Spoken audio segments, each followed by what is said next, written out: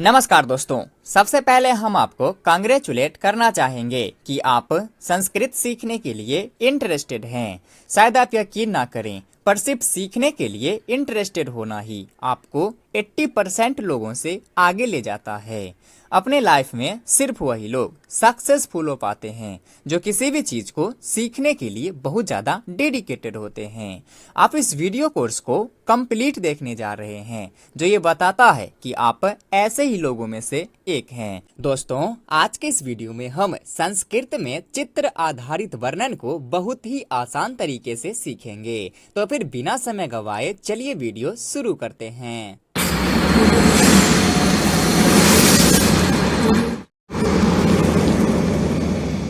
दोस्तों, आपको बस इस चित्र को देखते हुए हमारी एक एक बातों को ध्यान से सुनना तथा समझना है। यकीन मानिए, बहुत ही आसानी से आप संस्कृत को सीख जाओगे। चलिए अब वीडियो शुरू करते हैं। कहता है, अस्मिन् चित्रे आपनस्य दृश्यम वर्तते। अस्मिन् चित्रे, दोनों में सप्तमी विभक्ति का एक वचन लगा हुआ है। अस्मिन् यानी कि इस में, चित्र यानी कि चित्र में। लेकिन जब इस प्रकार की बात हो कि 2, 3, 4, 5 ऐसे शब्द जिनमें एक ही विभक्ति तथा एक ही वचन लगा हो, तो उसका कारक चिन्ह हम लास्ट वाले शब्द के साथ लेंगे। जैसे यहाँ अस्मिन् तथा चित्रे, दोनों में सप्तमी विभक्ति का एक वचन लगा हुआ है, तो हम यहाँ इस अस्मिन् के साथ कारक चिन्ह को ना लेकर सिर्फ चित्र के साथ लेंगे, लास्ट वाले शब्द के साथ। अस्मिन् यानी कि इसमें, चित्र यानी कि चित्र में, तो हम यहाँ इसमें में हम कारक चिन्ह में को नहीं लेंगे, सिर्फ बोलेंगे इस।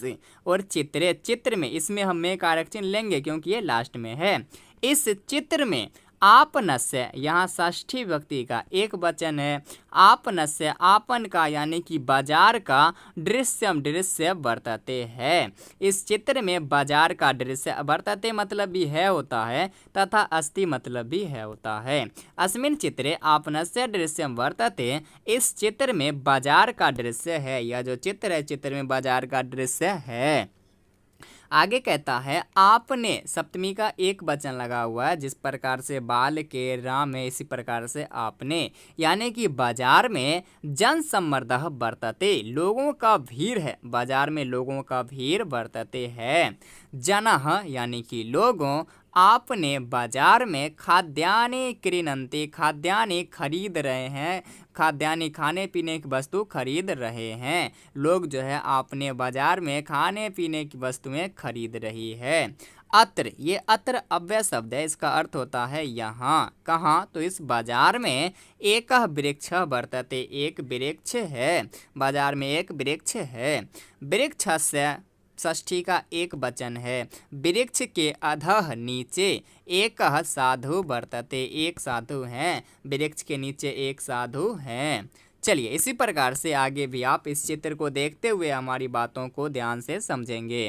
कहता है, अस्मिन् चित्रे, फिर से वही बात है, इस चित्र में मेघाः, मेघ, जलम वर्षन्ति, जल बरसा रहा है। इस चित्र में जो है मेघ जल बरसा रहा है। जनाः प्रसन्नाः सन्ति, लोग प्रसन्न हैं। अस्मिन् चित्रे, इस चित्र में अनेकानि गृहाणि सन्ति, अनेकों घर है, इस चित्र में अनेकों घर हैं। अत्र त्रयः वृक्षाः सन्ति, अत्रि अव्यय शब्द है यानी कि यहाँ।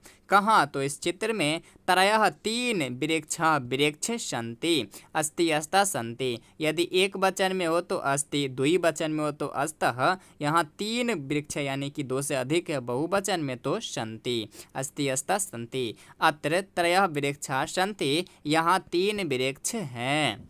आगे कहता है, एका बालिका दोलाम दोलयति, एक बालिका यानी कि लड़की। एका मतलब होता है एक के लिए हम एका, एकम तथा एका शब्द का प्रयोग करते हैं। यदि पुल्लिंग के लिए प्रयोग करना हो तो हम एका शब्द का प्रयोग करेंगे, स्त्रीलिंग के लिए एका का प्रयोग करेंगे और नपुंसक लिंग के लिए एकम शब्द का प्रयोग करेंगे। यहाँ है बालिका यानी कि स्त्रीलिंग है, तो इसके लिए एका शब्द का प्रयोग किया गया है।